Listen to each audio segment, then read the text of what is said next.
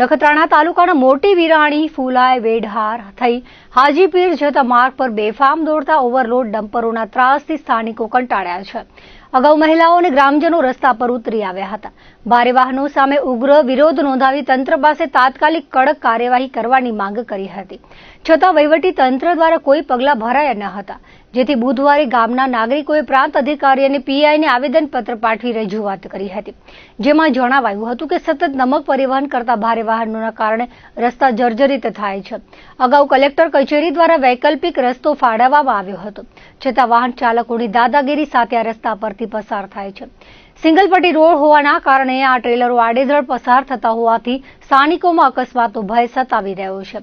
Collector દ્વારા જે રસ્તો ફાળવવામાં આવ્યો છે ત્યાં જ વાહનો ચાલે તેવો કડક અમલ કરવામાં આવે અને નિયમ તોડતા વાહન માલિકો સામે દંડનીય કાર્યવાહી કરવામાં આવે તેવી માંગ કરાઈ હતી.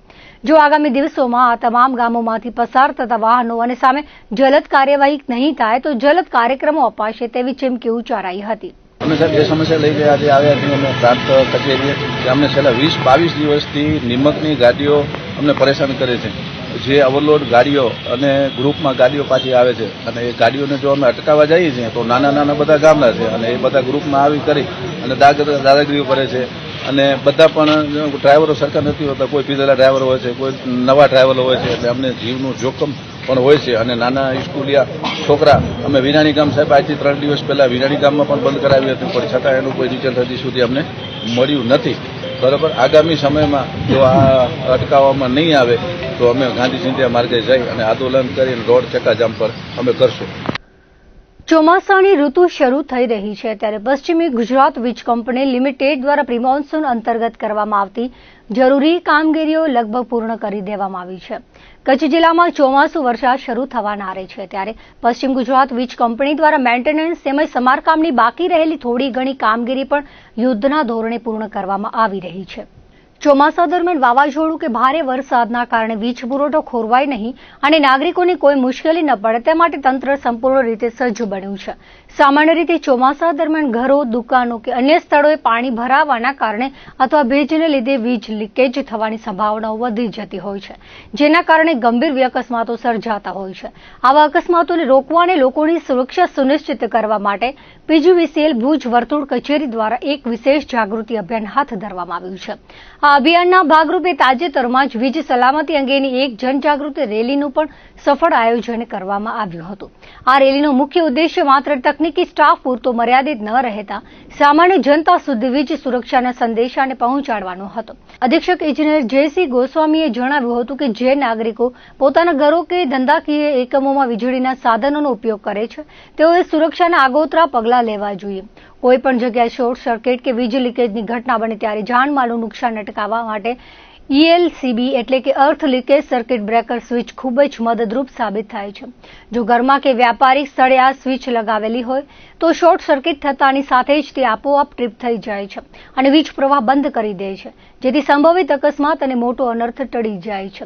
અંતમાં તેમણે ભુજ અને સમગ્ર કચ્છ જિલ્લામાં તમામ વીજ ગ્રાહકોને નમ્ર અપીલ કરી છે કે પોતાની અને પોતાના પરિવારની સલામતી જાળવવા માટે તમામ ઘરો, દુકાનો તેમજ ઔદ્યોગિક અને ધંધાકીય સ્થળોએ જ્યાં પીજીવીસીએલ દ્વારા વીજ મીટરનું ઇન્સ્ટોલેશન કરવામાં આવ્યું છે તેની બાજુમાં ELCB અથવા RCCB સ્વિચ ચોક્કસપણે લગાવે.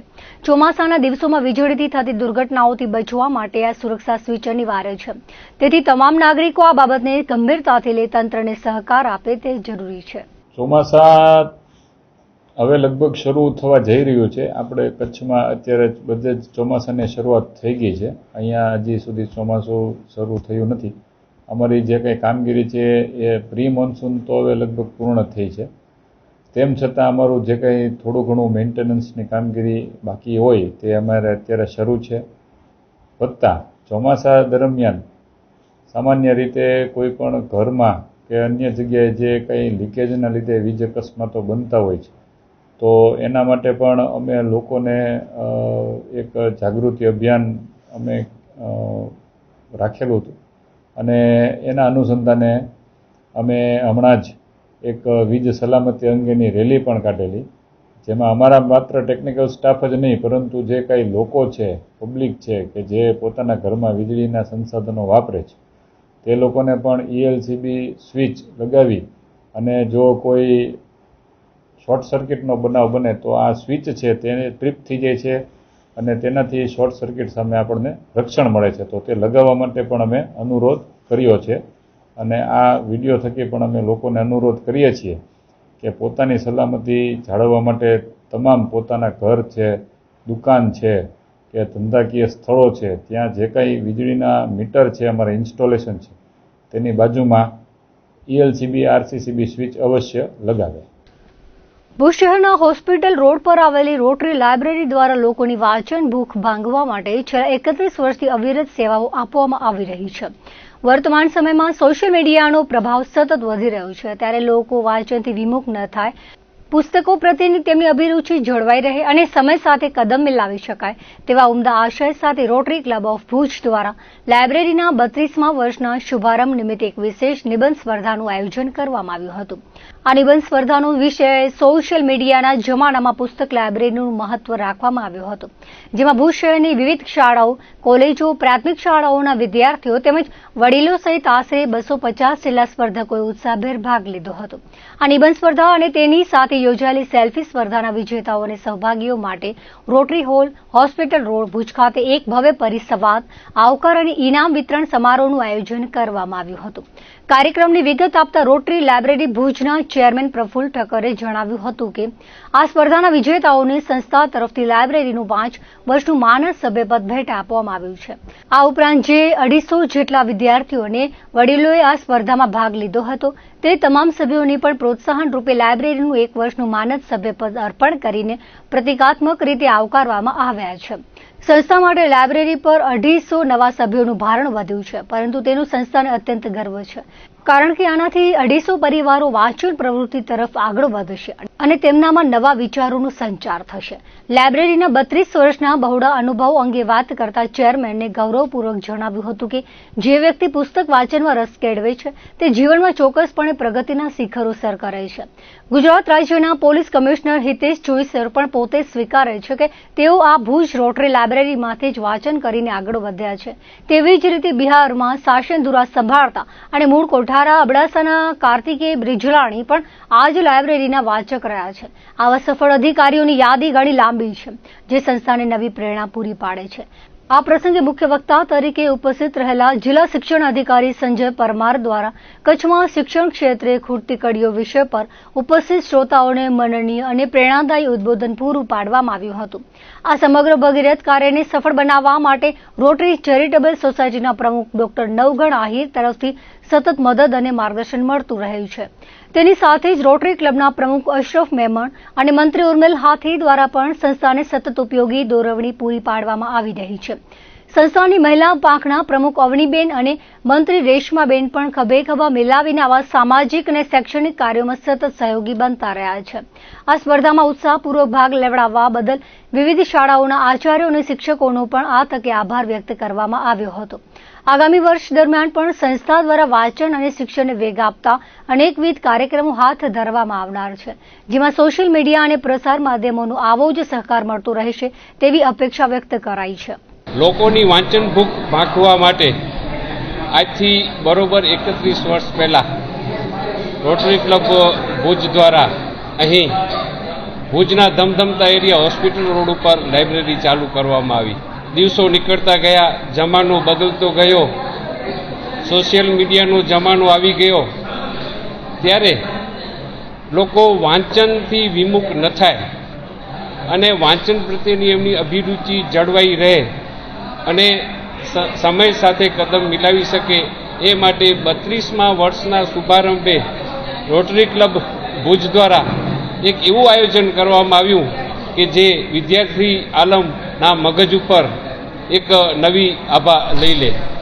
એ પ્રક્રિયા એ હતી કે અમે એક નિબંધ સ્પર્ધાનું આયોજન કર્યું અને નિબંધ સ્પર્ધાના આયોજનનો વિષય રાખ્યો અમે સોશિયલ મીડિયાના જમાનામાં પુસ્તક લાઇબ્રેરીનું મહત્ત્વ.